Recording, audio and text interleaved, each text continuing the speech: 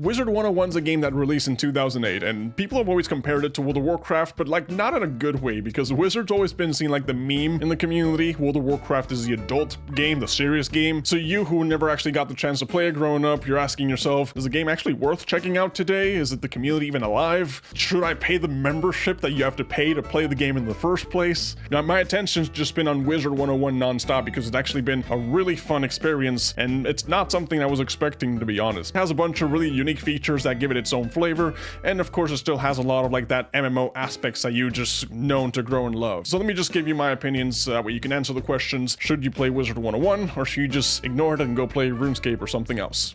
Wizard101, the free trial that they give you, it doesn't give the game any justice, because the free trial doesn't give you any chance for you to actually dive in and fall in love with the character. You have like the first couple of parts of Wizard City, which is the first world, but the game actually gives you a lot of promotions throughout the year where they actually let you play the first arc entirely for free, which is actually what I've been taking advantage of, because for the entirety of May, they were giving the entire first arc for free. So, and I'm recording this on May 29th, so by the time this video releases, it might be too late for you to check it out. But if you're the kind of person that actually wants to wait and check that out before you decide if you want to play the game or not, by all means, go ahead and do it, because the entire first arc is the first 5 worlds, and that's a lot. It actually gives you a chance to really get to know the game and get to know the players too, because I found out that the community that the game has is actually one of the friendliest communities I've ever seen, apart from maybe like Toontown, which also has a really welcoming community. But if you're used to playing Overwatch or Apex or like League of Legends, these games that are just very, very toxic in itself and just makes you want to not talk with anybody,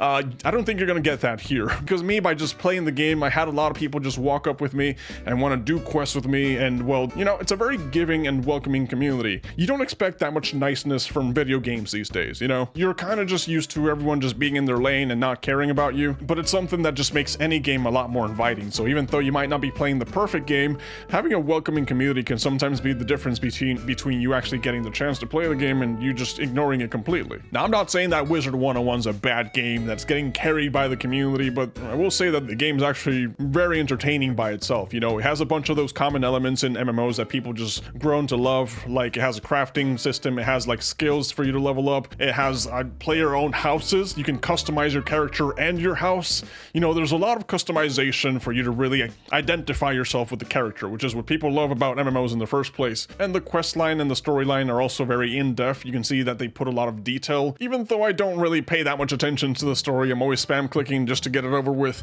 But I read the Wikipedia articles, and it seems like a good story for you to really want to dive into. Because you start off like a little tiny wizard, and then you have to enroll into a school and then pick a house to belong to. I picked the Pyromancers, even though I've been told that the Death School is the best one, but I picked Pyromancers because I like them. And then depending on which school you end up in is how you specialize your character, because the Fire Mages have different spells from the Death Mages, the Death Mages have different spells from the Balance Mages. It brings more uniqueness to the table and how you build your character the way you want to build your character, And in terms of uniqueness, the game has a very unique combat system, even though it's kind of a rip-off of Toontown Online, but it's a turn-based combat system that's cooperative. So you could be fighting an enemy and then suddenly a friend of yours shows up, or just a random stranger, and joins in the fight to help you fight the character. And not only that, the combat system is a deck-building combat system, so you want to build a deck of spells that favors your playstyle. So this is something that's not really seen, or it's just been lost to time. I think turn-based combat systems, people just don't do those anymore because everyone wants the open world hack and slash. So if you're more of like a newer generation kind of gamer who's only known Fortnite their entire lives, this is going to be completely different. It's going to feel super fresh and innovative. And if you're an oldie like me who's been playing turn-based games for a long time now, it's still, yes, you've seen this before, but it's not necessarily a bad thing, because it's actually a very refreshing nostalgia hit for a gamer like me. All right, so a couple more things that you should probably know about the game. You have your armor, which you can just equip to have more health, more mana, different bonuses, or just different spells in general. There's also pets in the game, which honestly I haven't gone that far to realize what actually they're supposed to do, but I think they have to do something with the combat system. Overall, the game just has a lot of really good things going for it. Like, the combat system is really nice, the animations look beautiful. There's actually a lot of worlds for you to check out when you pay the membership, because like I said, you get Wizard City for free, but that doesn't give the game any justice because you only get like the first couple of maps. But with the first free arc, you get from Wizard City, you get all the way to Dragonspire, which you already have so many worlds. There's a total of 3 arcs currently out, and they're working on the 4th one as we speak. There's a lot of things to do in the game. There's a lot of worlds to explore because, like I mentioned, in the free trial, you only get Wizard City, and if you look at the wiki, you get a couple of maps. You know, you can decide to pay for some zones, and that way you get them permanently if you decide to not get the membership, but I think that's really stupid. Why would you do that? Just get the membership. There's so much you can unlock in the month's time. I don't think it's worth it to actually pay for individual zones. Because like I said, I've been playing the game and I'm already in the second world, which is Crocotopia, and the entire first arc goes all the way to Dragonspire, I'm told, you know? And the max level that you can get on your character is at level 160. Mine's currently level 17, so even though I've been playing the game for hours and hours and hours, I still got a long way to go. So there's a lot that the game has to offer where I think that the membership for itself is actually kind of worth it, because what I'm considering is that once the free trial is over, I'm gonna want to keep playing the game, so I'm gonna have to pay for the membership. But, you know, in a month's time, you can just get so much done. You know, there's a lot to do versus paying $10 for a skin on Fortnite, for example. You just, okay, it's a skin.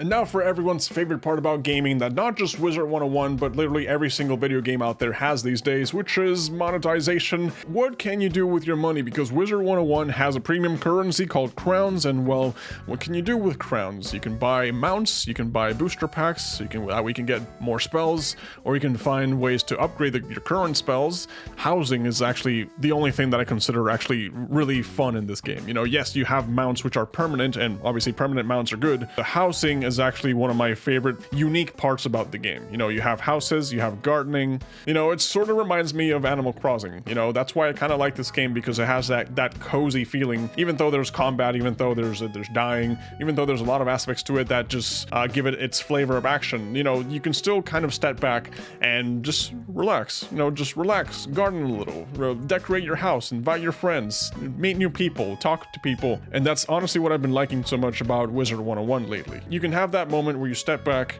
and you just chill, you just relax, you enjoy the game for what it is and not what it should be. And I think that's honestly one of the most beautiful things about gaming, and that's one of the things I like it so much about Wizard101, you know? And if you want to play the game, you want to check it out, well, just go play. Just do it. What's stopping you? Do it right now. But yeah, anyways, that's all I wanted to talk about today, so catch you guys on the next one.